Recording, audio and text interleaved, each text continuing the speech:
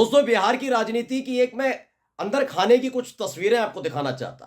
ये तस्वीरें इसलिए सबसे ज्यादा जरूरी हो जाती हैं कि जब आप विपक्ष में होते हैं तो जरूरी हो जाता है कि जनता से कनेक्ट रहकर ये समझने और जानने की कोशिश करें कि क्या वाकई जो जिस काम का दावा बंद कमरे के अंदर बैठकर या फिर जनता के सामने खड़े होकर कर रहे हैं वो कितना ठीक है। क्योंकि जनता अगर वाकई आपसे कनेक्ट होती है, आपसे जुड़ती है, तो पता लग जाता है कि हाँ, वाकई आपने काम किया है। यही काम तेजस्वी यादव इस वक्त जन विश्वास यात्रा के जरिए कर रहे हैं। अब एक नया ऐलान जन विश्वास यात्रा के लिए कर दिया है तेजस्वी यादव की पार्टी की तरफ से कि वो 1400 किलोमीटर का रोड शो निकालेंगे बिहार के अंदर। लेकिन बात अगर मैं कहूं विपक्ष के तौर पर आरजेडी या तेजस्वी यादव कर रहे हैं तो माना जा सकता है, लेकिन अगर यही काम सत्ता पक्ष में बैठे लोग करने लग जाए तो क्या होगा?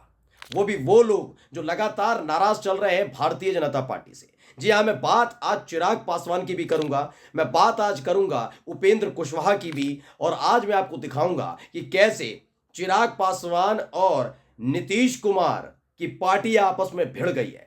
ये एक बहुत बड़ा सियासी भूचाल बिहार की राजनीति, बिहार की सियासत में आ गया है। नमस्कार, मैं हूं प्रज्वल गौतम और आप देख रहे हैं न्यूज सर्कल। तेजस्वी यादव ने जनविश्वास यात्रा क्या निकाली? जनता दल यूनाइटेड के विधायक, भारतीय जनता पार्टी के विधायक और तो और जो एनडीए के सहयोगी हैं, चाहे वो चिराग पासवान हो चाहे वो उपेंद्र कुशवाहा हो, उनको अब समझ में आने लगा है कि भारतीय जनता पार्टी के साथ अगर बिहार की राजनीति में ज्यादा दिन सक्रिय रहे तो केंद्र की राजनीति नहीं बल्कि बिहार की राजनीति में खत्म हो जाएंगे।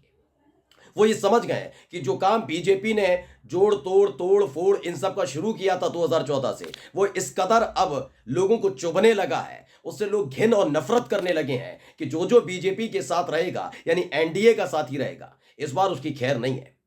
और यही वजह है कि चिराग पासवान ने एक ऐलान किया, उसके बाद उपेंद्र कुशवाहा ने ऐलान किया कि वो दोनों के दोनों यात्रा निकालेंगे, बिल्कुल तेजस्वी यादव की तर्ज पर। और यही नहीं, इसको लेकर नीतीश कुमार की पार्टी के नेता किस कदर भड़क उठे हैं, नीतीश कुमार के राजनीतिक सलाहकार, उनके करीबी इतने ज्यादा भड़क उठे हैं कि चिराग पासवान को बड़ी चुनौती दे डाली। एक एक चीज मैं आपको दिखाने जा रहा हूं, लेकिन सबसे पहले मैं वही बयान आपको सुनाऊंगा जो चिराग पासवान के लिए नीतीश कुमार की पार्टी की तरफ से दिया गया है।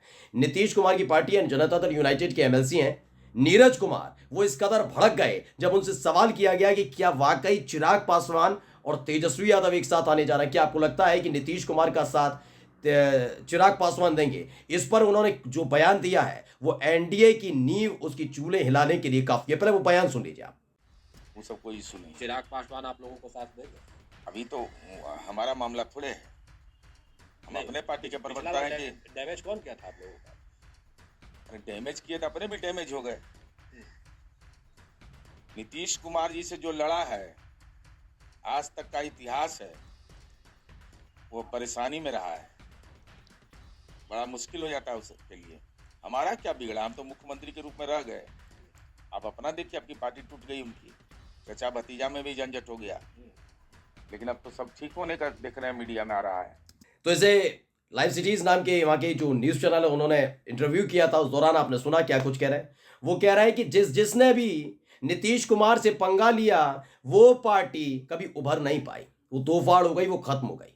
चिराग पासवान की पार्टी, उनके पिता की पार्टी का जिक्र करते हुए बताया कि कैसे उनकी पार्टी खत्म हो गई, कैसे उनकी पार्टी दो फाड़ हो गई, दो टुकड़ों में बट गई। इस बात का जिक्र कोई और नहीं कर रहा है, बल्कि सोचिए नीतीश कुमार की पार्टी यानी एनडीए के एक सहयोगी दल के विधायक कर रहे हैं। यानी चिराग पासवान को सीधे तौर पर यह चुनौती है, और यह चुनौती यूं ही नहीं दी गई है दोस्तों, ये चुनौती देने के पीछे का बहुत बड़ा कारण भी है। दरअसल यह संकेत पहले ही मिल चुका है कि अब चिराग पासवान एनडीए में ज्यादा दिन रहने वाले नहीं है, बिल्कुल नहीं रहेंगे।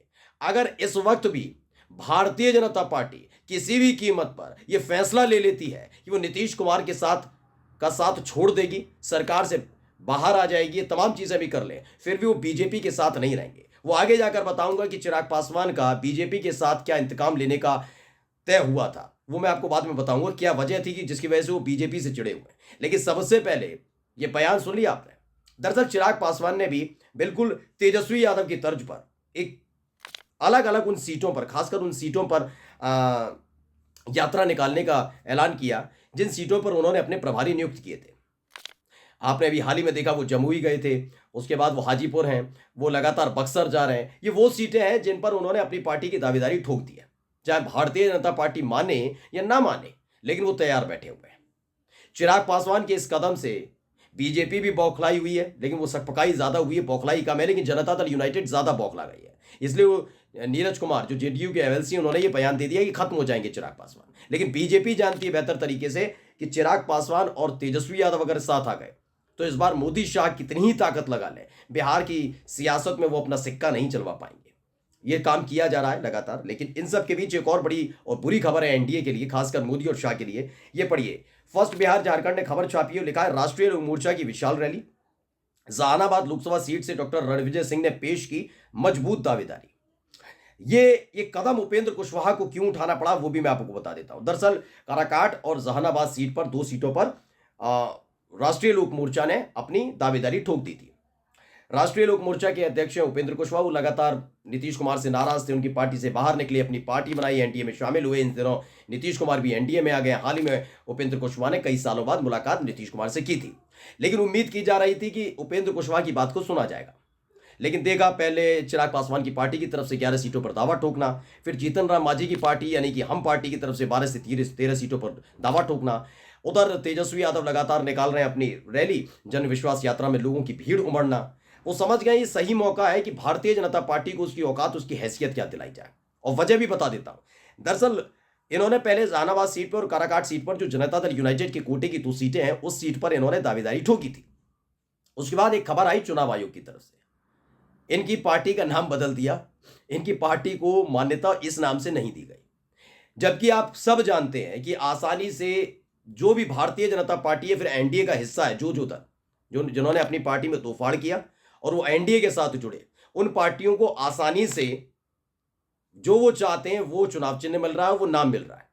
उन्हें आधिकारिक तौर पर असली पार्टी माना जा रहा है। मैं बता देता हूं कैसे। शिवसेना में एकनाथ शिंदे ने बगावत की और एकनाथ शिंदे को असली शिवसेना बता दिया गया। यही काम एनसीपी के साथ किया गया। एनसीपी के अजित पवार गुट को सही एनसीपी बता दिया गया। सुनते जाइएगा। तीसरा किया गया लोक जनशक्ति पार्टी, यानी रामविलास पासवान के निधन के बाद उनकी पार्टी में तोड़फाड़ हुई।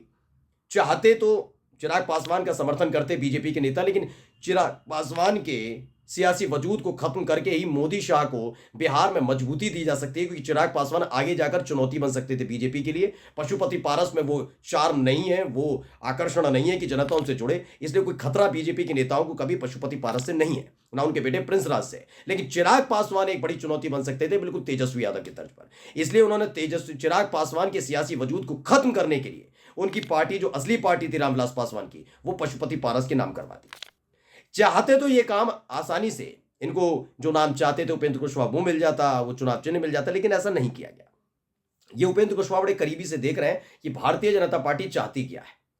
इसीलिए उन्होंने बकायदा जहानाबाद लोकसभा सीट में बहुत विशाल रैली की और अपने एक प्रत्याशी की मजबूत दावेदारी पेश कर दी। यानी जनता दल यूनाइटेड के सांसद, मौजूदा सांसद है, उसके बावजूद भी ये तमाम राजनीतिक दल, चाहे वो चिराग पासवान हो, चाहे फिर वो उपेंद्र कुशवाहा हो, खुलकर ये खेल इसलिए रहे कि उनको पूरा भरोसा है कि जब तेजस्वी यादव का की सभा का, यात्रा का समापन होगा, यानी जनविश्वास यात्रा का समापन होगा, उस वक्त ये नेता साथ खड़े नजर आ सकते हैं। साथ खड़े नजर आ सकते हैं, ध्यान रखिएगा, क्योंकि हो सकता है बीजेपी से इनकी सीधी टकराव ना हो, लेकिन नीतीश कुमार से इनका सीधा टकराव है और इस समय नीतीश कुमार बीजेपी के खेमे में, एनडीए में है। इसलिए सारे के सारे लालू प्रसाद यादव के साथ खड़े नजर आ सकते हैं। और ये बात सच भी है, ये इन नेताओं को पता है कि बिहार में सियासत करनी है तो बीजेपी एक मुफीद ठिकाना नहीं है। इस समय तेजस्वी यादव का सिक्का चल रहा है और उन्हीं के साथ जाना बेहतर रहेगा। नमस्कार।